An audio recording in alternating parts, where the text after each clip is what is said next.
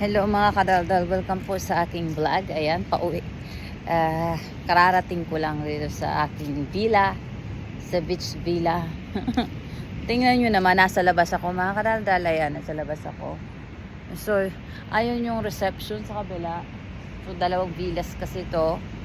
Tapos, ayan, nakikita nyo naman, naririnig nyo yung alon ng dagat. So, nasa tapat lang talaga ako ng, ng beach. Bukas. Tapos, pakita ko, parang ayoko, sa totoo lang, parang ayokong pumasok.